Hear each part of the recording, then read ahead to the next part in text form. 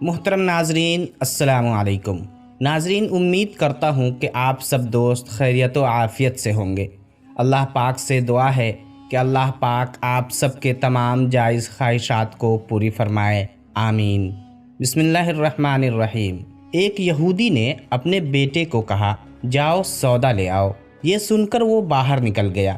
وہ چلا جا رہا تھا کہ اس کی نظر نبی کریم صلی اللہ علیہ وسلم پر پڑی، اور نبی کریم صلی اللہ علیہ وسلم نے بھی اس لڑکے کو دیکھا۔ نہ جانے اس کے بعد اس لڑکے کو کیا ہوا، وہ وہیں بیٹھ گیا اور پھر وہ وہیں بیٹھا رہ گیا۔ کافی دیر ہو گئی تھی، مغرب کی نماز ہو گئی، تب جا کر لڑکا واپس گیا۔ باپ نے اس سے پوچھا، ارے نادان، اتنی دیر تک کہاں رہے؟ تو بڑا نادان اور پاگل ہے، میں نے کہا بھی تھا جلدی آنا، پھر بھی تم اتنی دیر کر کے آئے ہو، تم تو خالی ہاتھ ہی واپس آ گئے ہو۔ لڑکے کو باپ کے لہجے سے پتہ چل گیا کہ وہ بہت غصے میں ہے۔ وہ نیچی آواز میں بولا، سودا تو میں خرید چکا ہوں، تو کہاں ہے سودا تیرے پاس؟ کیا پاگل آدمی ہو تم؟ میں نے تجھے سودا لینے بھیجا تھا، سودا تمہارے پاس ہے نہیں اور کہتا ہے خرید چکا ہوں۔ لڑکے نے کہا، بابا یقین کریں، سودا خرید آیا ہوں۔ تو پھر دکھا، کہاں ہے سودا؟ یہ سن کر بیٹے نے ٹھنڈی آہ بھری اور کہا، کاش آپ کے پاس وہ آنکھ ہوتی تو آپ کو دکھاتا میرا سودا کیا ہے۔ بابا میں آپ کو کیا بتاؤں، میں کیا سودا خرید لایا ہوں؟ باپ نے کہا، چل چھوڑ، رہنے دے۔ پھر وہ لڑکا روز نبی کریم صلی اللہ علیہ وسلم کی خدمت میں بیٹھنے لگا۔ وہ یہودی کا اکلوتا بیٹا تھا، بہت پیارا تھا، اس لیے باپ نے اسے کچھ نہ کہا۔ کچھ دنوں بعد لڑکا بہت بیمار ہو گیا، کافی دن بیمار رہا۔ بیماری کی وجہ سے اتنا کمزور ہو گیا کہ کروٹ لینا مشکل ہو چکی تھی۔ چند دنوں میں ہی وہ قریب المرگ ہو گیا۔ وہ ہر وقت نبی کریم صلی اللہ علیہ وسلم کو یاد کرتا رہتا۔ یہ دیکھ کر یہودی بہت پریشان ہو گیا تھا۔ ایک دن وہ کچھ سوچ کر بھاگا بھاگا نبی کریم صلی اللہ علیہ وسلم کی بارگاہ میں گیا اور بولا، میں آپ کے پاس آیا ہوں، آپ تو جانتے ہی ہیں میں یہودی ہوں، مجھے آپ کی باتوں پر ذرہ بھر بھی یقین نہیں، مگر میرا لڑکا آپ کو دل دے گیا ہے اور اس وقت وہ قریب المرگ ہے، آپ کو رات دن یاد کرتا رہتا ہے۔ کیا ممکن ہے کہ آپ اپنے اس دشمن کے گھر آ کر اپنے عاشق کو ایک نظر دیکھنا پسند کریں؟ کیا اس کی یہ آرزو پوری ہو جائے گی کہ وہ مرنے سے پہلے آپ کا دیدار کر لے؟ وہ کسی اور چیز کی آرزو نہیں کر رہا۔ یہ سن کر نبی کریم صلی اللہ علیہ وسلم نے اپنے اصحاب کی طرف رخ فرما کر ارشاد فرمایا، ابو بکر اٹھو، عمر اٹھو، علی چلو، عثمان آؤ، باقی بھی جو سب ہیں چلے۔ سب اٹھ کھڑے ہوئے۔ وہ بھی نبی کریم صلی اللہ علیہ وسلم کے اس عاشق کا دیدار کرنا چاہتے تھے۔ یہودی کے گھر پہنچے تو لڑکے کی آنکھیں بند تھی۔ نبی کریم صلی اللہ علیہ وسلم کا سراپا کرم ہی کرم ہے۔ لڑکے کی پیشانی پر آپ صلی اللہ علیہ وسلم نے اپنا دست اقدس رکھا تو فوراً ہی لڑکے کی آنکھیں کھل گئی، جیسے زندگی لوٹ آئی ہو۔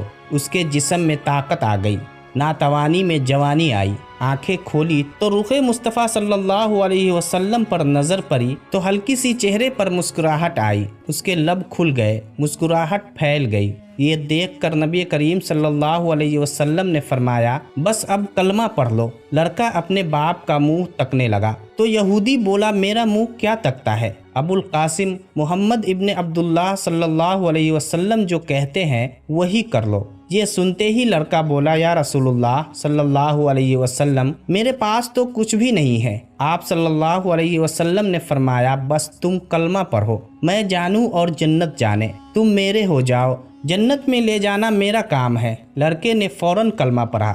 جب اس کے منہ سے نکلا محمد رسول اللہ تو اسی وقت اس کی روح پرواز کر گئی۔ کلمے کا نور اندر گیا، آنکھیں بند ہوئی، لب خاموش ہوئے۔ یہ دیکھ کر اس لڑکے کا باپ بولا، محمد صلی اللہ علیہ وسلم، میں اور آپ دونوں مخالف ہیں، اس لیے یہ لڑکا اب میرا نہیں رہا، اب یہ اسلام کی مقدس امانت ہے۔ کاشانہ نبوت صلی اللہ علیہ وسلم سے اس کا جنازہ اٹھے تب بھی اس کی عزت ہے، لے جائیں اسے۔ یہ سن کر آپ صلی اللہ علیہ وسلم نے فرمایا، صدیق اٹھاؤ، عمر اٹھاؤ، عثمان آگے بڑھو، بلال آؤ تو صحیح۔ علی چلو دو کندھا، سب اٹھاؤ اسے۔ صحابہ کرام نے نبی کریم صلی اللہ علیہ وسلم کے اس فرمان پر لبیک کہا اور اس لڑکے کی میت کو اپنے کندھوں پر اٹھا لیا۔ نبی کریم صلی اللہ علیہ وسلم جب یہودی کے گھر سے نکلے تو یہ فرماتے جا رہے تھے، اس اللہ کا شکر ہے جس نے میرے صدقے سے اس بندے کو بخش دیا، اس اللہ کا شکر ہے جس نے میرے صدقے سے اس بندے کو بخش دیا۔ اللہ اکبر! کیا مقام ہوگا اس عاشق کی میت کا جسے علی، عثمان، ابو بکر صدیق، عمر بن خطاب، بلال حبشی رضی اللہ تعالی عنہما جیسی شخصیات کندھا دے کر لے جا رہی ہو اور آگے آگے نبی کریم صلی اللہ علیہ وسلم ہو۔ قبر تیار ہوئی، کفن پہنایا گیا، نبی کریم صلی اللہ علیہ وسلم قبر کے اندر تشریف لے گئے، قبر میں کھڑے ہوئے اور کافی دیر کھڑے رہے، پھر اپنے ہاتھوں سے اس عاشق کی میت کو اندر اتارا۔ آپ صلی اللہ علیہ وسلم قبر کے اندر پنجوں کے بل چل رہے تھے، مکمل پاؤں مبارک نہیں رکھ رہے تھے۔ کافی دیر کے بعد آپ صلی اللہ علیہ وسلم قبر سے باہر آئے تو رخ انور پر تھوڑی زردی چھائی تھی، تھکن محسوس ہو رہی تھی۔ یہ دیکھ کر صحابہ کرام نے پوچھا، یا رسول اللہ یہ کیا ماجرا ہے؟ پہلے تو یہ بتائیے آپ نے قبر میں پاؤں مبارک مکمل کیوں نہیں رکھا؟ آپ پنجوں کے بل کیوں چل رہے تھے؟ سن کر نبی کریم صلی اللہ علیہ وسلم نے فرمایا، قبر کے اندر بے پناہ فرشتے آئے ہوئے تھے، اس لیے مجھے جہاں جگہ ملتی تھی میں پنجہ وہی رکھتا تھا، پاؤں رکھنے کی جگہ نہیں تھی۔ میں نہیں چاہتا تھا کہ کسی فرشتے کے پاؤں پر میرا پاؤں آ جائے۔ پھر صحابہ کرام نے پوچھا، آپ قبر کے اندر کیوں گئے؟ ہمیں کہتے، ہم چلے جاتے۔ یہ سن کر نبی کریم صلی اللہ علیہ وسلم نے فرمایا، میں نے اس لڑکے سے کہا تھا نا میں تیری قبر کو جنت بناؤں گا، تو اب اس کی قبر کو جنت بنانے قبر کے اندر چلا گیا تھا۔ صحابہ کرام نے اگلا سوال کیا، پھر آپ صلی اللہ علیہ وسلم اتنے تھکے ہوئے کیوں ہیں؟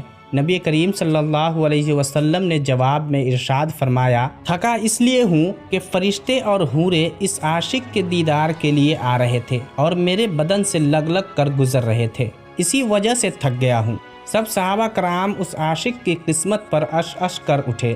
اللہ پاک سے دعا ہے کہ اللہ پاک ہمیں بھی سچا عاشق رسول بنائے اور قبر میں حضور نبی کریم صلی اللہ علیہ وسلم کا دیدار نصیب فرمائے۔ قیامت کے دن حضور نبی کریم صلی اللہ علیہ وسلم کے ہاتھوں جام کوثر نصیب فرمائے۔ ناظرین، امید کرتا ہوں کہ آج کی یہ ویڈیو آپ سب کو پسند آئی ہوگی۔ جزاک اللہ خیرہ۔